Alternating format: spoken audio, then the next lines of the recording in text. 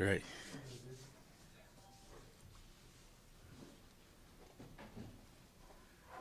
All right, good afternoon.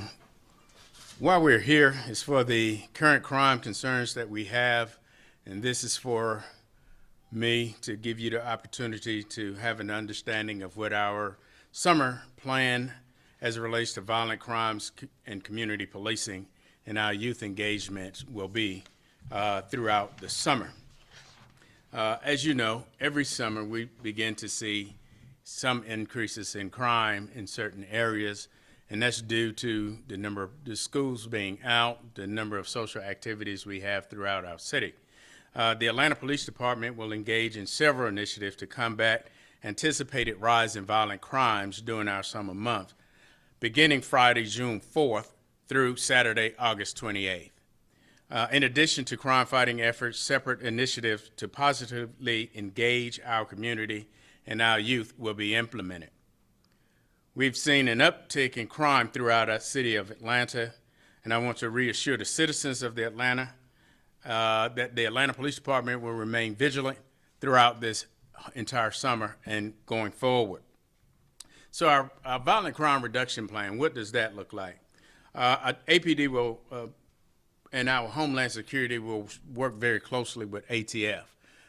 One of the things that we continue to see is the number of handguns that we find in a number of our youth, and as well as the people who just should not have guns in their hand.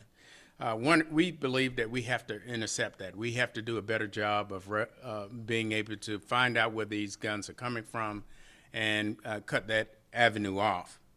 Restructuring our police department. I've talked about us centralizing our investigation. I believe that centralizing our police investigation unit division, as you were, will give us the ability to have greater accessibility to our investigators, to streamline their processes, giving us more resources and units that I think needs to be beefed up, to include our gun assault unit. That will give them the ability to, one, having more people in that unit and investigate more cases more efficiently, more effectively, and to be able to get people off of the street prior to them committing some more egregious type incidents. Our license and permits unit. Our license and permits unit will be beefed up as well over the summer. One of the things that we've been able to recognize is there are a number of locations operating as restaurants, but the reality is this give them an ability to operate throughout the night and given operating like very much like a club. So what this will give us the ability to do is put additional resources out to investigate and inspect these locations. Additionally, we were able to train over 50 of our police officers to help supplement this unit, which will be operating both on a day shift and an evening shift and later into the hours, so giving us a greater span to address some of the concerns that we are getting from these locations. Conducting a job compliance check. Right now, we have a lot of police officers that work extra jobs in some of our downtown spaces as well as in our nightlife. When we're doing this, this will give us a force multiplier of not just inspecting our police officers to ensure that they're adhering to our rules and policies, but it also gives us the ability to go and have a conversation with these other locations that may have a nightlife as well. Additionally, something that we've not done before is evaluate the security measures that many of these night locations may have. We know that some operate with metal detectors, security. One of the things that we think we could do better is having dialogue with them where we see that their security initiatives may be subpar, giving them ideas on how they could better help themselves as well as help us. Our code enforcement section. Code enforcement will have the responsibility of responding immediately to a location reactively if an incident happens at a location that's not previously on our radar. We want to make sure reactively that we're doing everything so to minimize a repeat incident at those locations. Now, the code enforcement generally works proactive by going out based on complaints and search and complaints and concerns that we get from our civic leaders and community leaders. But this reactive piece will be the new part, that when an incident may happen, they are responding as well. Utilizing overtime in our video integration center. We utilize our video integration center as a key component to what we do, backing up our police officers, giving us the ability to be in spaces and see incidences that our police officer may not be at that location to address. And so with having more people in our video integration center will give us the ability to put more eyes out on throughout our city and give us the ability to respond better. Conducting weekly traffic enforcement details. Again, one of our strongest partners is Georgia State Patrol and Fulton County Sheriff Office. Working in collaboratively with them, making sure that we have force multipliers, not just for street racing in our downtown space, but in spreading that out throughout our cities where we are seeing upticks and increases in issues and crime throughout our city. Partnering with our state and local partners, the district attorney's office, our Fulton County Sheriff's Office, to disrupt gang violence. I think that this will be a significant game changer going into what we're seeing in the summer. Because one of the things that we do know is gangs in the city of Atlanta really have their tentacles in every aspect of every kind of crime that you can imagine. So if we are attacking them aggressively and with more partnership and being more collaborative, I think that this will really change the trajectory of what we are seeing. And then multiplying this with, overlaying this with what we're seeing with our Phoenix, Operation Phoenix with our federal partners. Operation Phoenix goes after our most violent offenders. They may not be in a gang, but they're still a violent offender. This overlaying with what we're seeing with the gang task force, I think will really pay significant dividends going into the summer as well. We'll be implementing our ShotSpotter, a pilot program with ShotSpotter this summer as well. This will give us the ability to address gun violence that we have throughout our city. We had ShotSpotter previously. It didn't give us the dividends that we thought. We have had conversation with ShotSpotter, retooled it, worked with our strategists and special projects, worked with the mayor's office to make sure that we can now retool what we are doing in that ShotSpotter space. And so we'll evaluate that, but we'll be evaluating it throughout the summer where we are seeing increases in our violent crime. Additionally, one of the things that we recognize is we want to be able to put more police officers out on the street. So we are adjusting our administrative personnel as well, where they will be deployed out in some of these areas as well to supplement the day-to-day patrols that you're seeing. One of the council members asked, will we be deploying the command level to be in the day-to-day crime fighting? And as I stated to her, we in the command are talking crime every single day.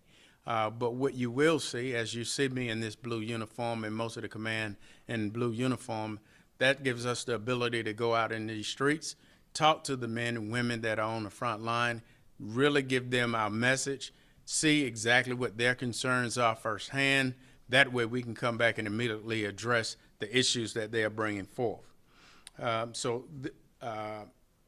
Additionally, we generally go through our weekends with one commander, one on the day, one on the evening, who generally gives us the ability to, so that the command staff that generally works throughout the week have the ability to be off. We are increasing both of those by 2. So we're doing everything that we possibly can to expand the level, our response to violent crime. But violent crime cannot be fought with just police alone. Additionally, what we have to be able to do is increase our ability through community policing. expanding our video production with the public affairs and cops to create neighborhood-specific webinars and to help communities fight crime themselves. Increase the number of pop-up community presence with our police recruiting. One of the things that we recognize as well is we still have to backfill some of the vacancies that we have.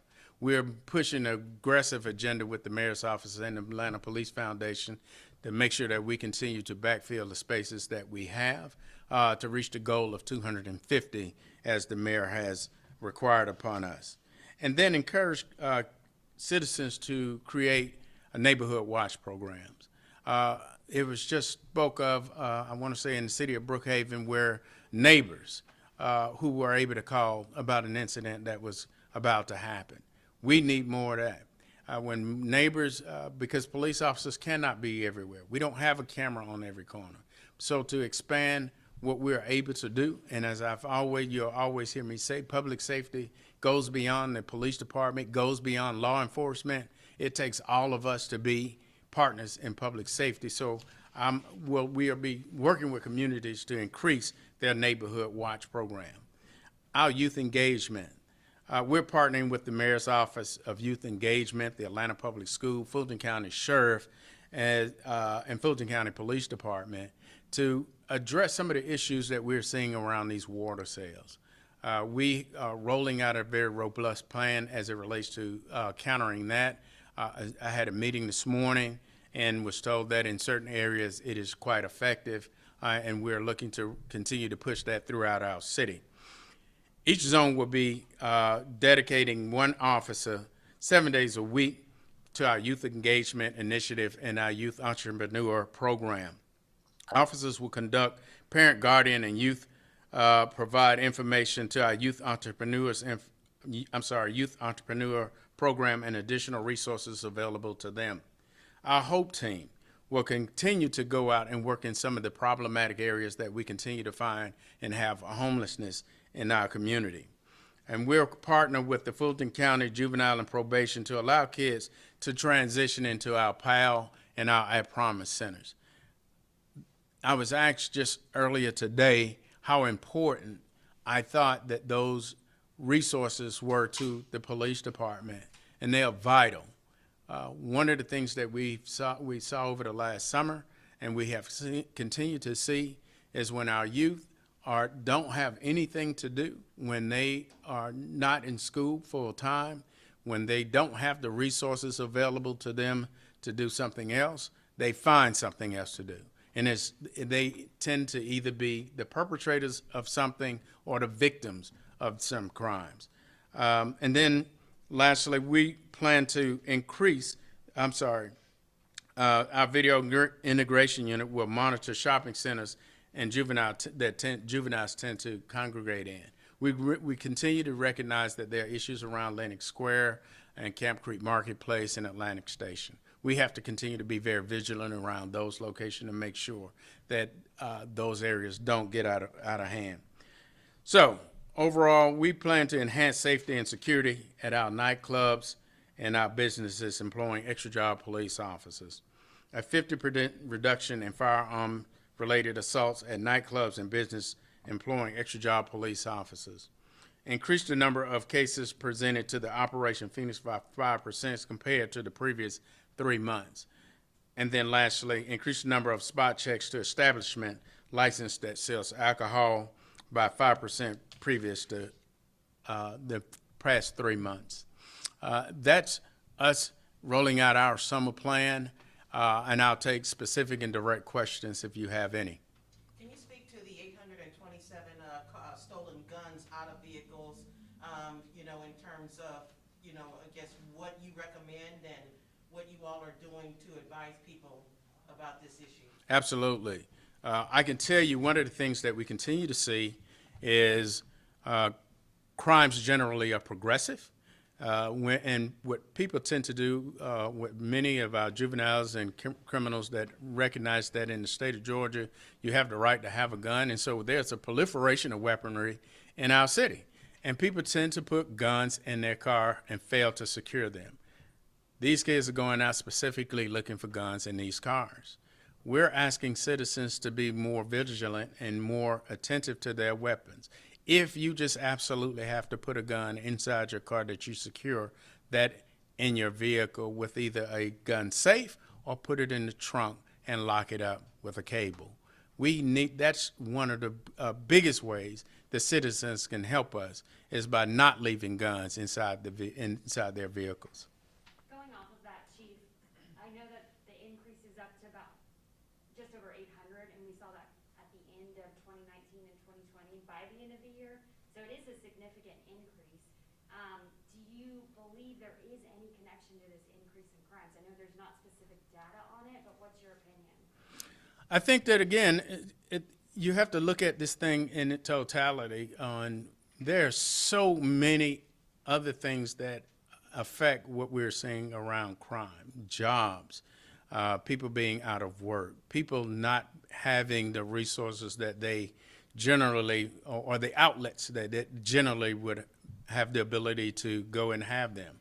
And that's to include churches. And again, I talk about our Boys and Girls Club, our At Promise, because so many entities are still under COVID restrictions, so it limits the number of people that are coming in there. And so when people, and then I believe, I just heard a psychologist say just recently that people are just short-tempered, and that's much of one of the gun violence that we're seeing, is that people are just failing to have normal conflict resolution skills. So there's a merit of reasons that we're seeing it. But as things begin to open up, I would hope that these numbers and the strategies that we're putting in place, we start to see those numbers go down. And in certain categories, we are. Chief, obviously, you and your department are relying on this plan as a whole to reduce crime, but if you had to pinpoint one or two of these topics that you touched on that are in your plan, which one or two would you say you're hoping will reduce or will result in the best results or produce the best results? Absolutely. I think the first one will be that we continue to rely upon our partnerships with our partnering agencies. That's both at the federal and the state level, as well as our local level. That gives us a force multiplier to continue to go out into the streets, address the issues and the concerns that we're seeing. Secondly, I truly believe that us centralizing many of our resources inside the police department will give us the ability to do cleanup on the back end, resolving some of these crimes. And then lastly, and I'm sorry I left this out of my talking points, our repeat offender program. Repeat offenders tend to be a continued problem in the city. And so we'll be reestablishing that one as well. And what that will allow us to do is to really go after these repeat offenders who fail to do the right thing after they've been adjudicated. This will give us the ability to have a better product with the DA and the courts and get them off of the street. Just starting there, I mean, so many officers that I've talked to have been complaining about some of the same people ending up back on the streets pretty quickly. How frustrating is it as a leader here to deal with some of these same 100 folks, let's say, who are causing some issues out there? Ryan, it's very frustrating. One of the things that we continue to see our office, and it's so frustrating that we had a conversation just this morning as we were talking about going through our COVID report, and we talked about a kid that we have been tracking for 3 years. And that's problematic when you're arresting someone, be it juvenile or an adult, and they're back out in the same location the next day. That is a problem. It becomes, it goes at the morale of the officer as well. I believe that us being more aggressive with our repeat offender, that this will help us not just internally but externally as well. There's obviously a misconception out there, but if you could kind of nail it, COVID's obviously been a tough year for police departments across the country. You guys are seeing the crime spike. What are we missing here? What don't we understand as a public in terms of what you guys are dealing with 24/7 when it comes to crime? I'll tell you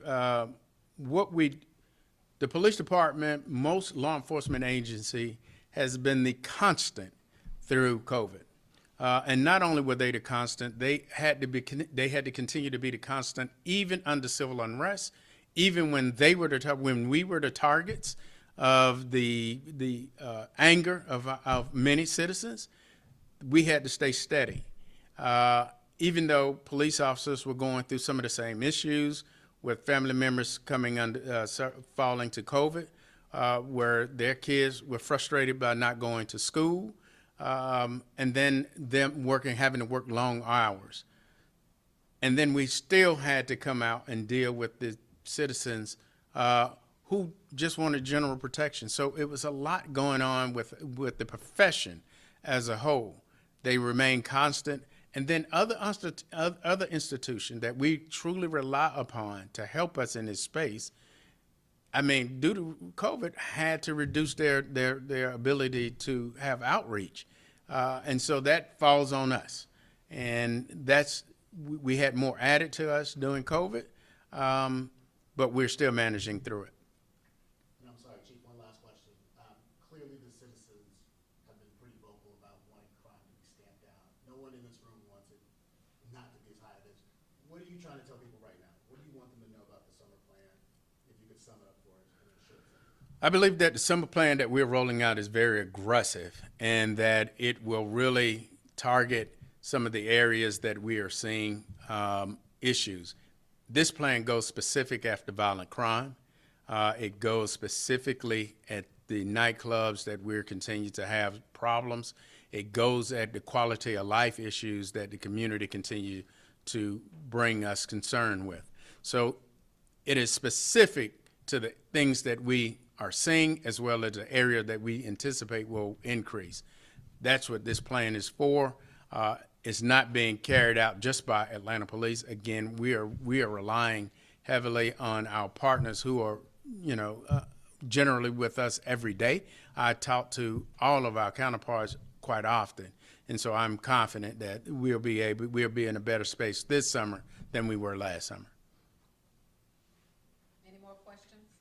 One more. Chief, how do the at-promise centers go into your plan for the tackling of crimes and reaching these juvenile offenders? Absolutely. So when we have engagement with any youth, one of the first things that we're trying to do is to find a place for them, to give them resources to get off of the street, to get out of the trouble that they may be in. The At Promise Center and our PAL centers are the first places we go. The At Promise centers give them much more wraparound services, not just for that child, but for that child's family. And so we're always trying to prevent issues before they get further down the line. The At Promise Centers has reports that they have a 6% recidivism rate. That's significant. And if we can continue to push kids in that direction, I think it'll be quite helpful for us. Any more questions? If none, thank you. Thanks.